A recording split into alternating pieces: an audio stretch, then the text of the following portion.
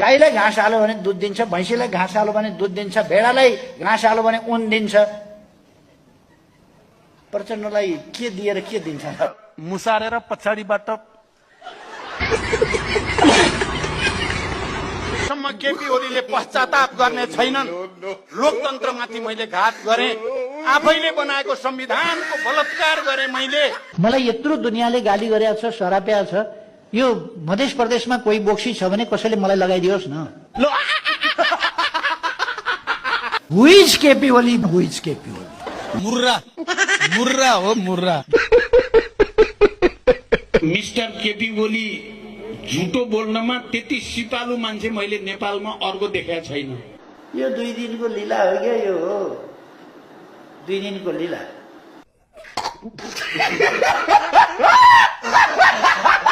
अस्ति भर्खरै तपाईहरुले हेर्नुभयो नि जी न्यूजको इन्टरभ्यू, उहाँले बोलाएको त्यो पनि नाटकै हो, नाटकै हो, नाटकै हो। नौटंकी नै हो यो, नौटंकी नै हो। के हो?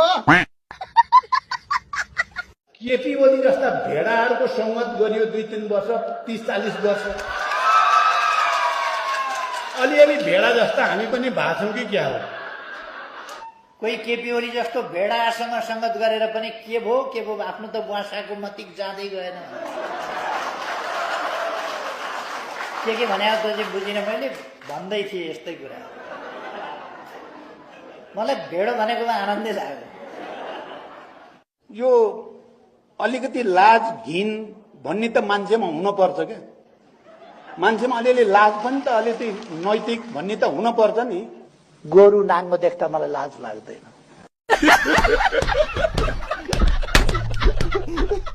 यो टेलर मात्रै हो, हेर्दै जानु सिंगै फिल्म देखिन्छ। सधैँ टेलर मात्रै किन प्रचण्डजी? सिनेमा चलाउनुहोस् न तपाईँको हलमा। हल किन रित्तै? किन ताना लागेको छ तपाईँको हलमा? सिंगै फिल्म देखिनेवाला छ।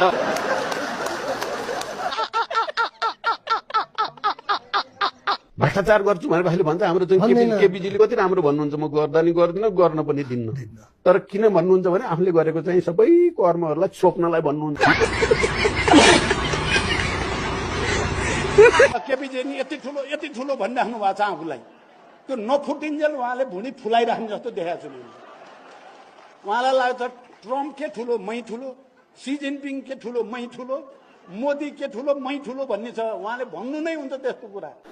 यस्ताका तमासाहरू देखेर कसले नचाहेको छ कठपुतली, त्यही देखेर म हजारमुख लाएर बस्छु। खत्तम।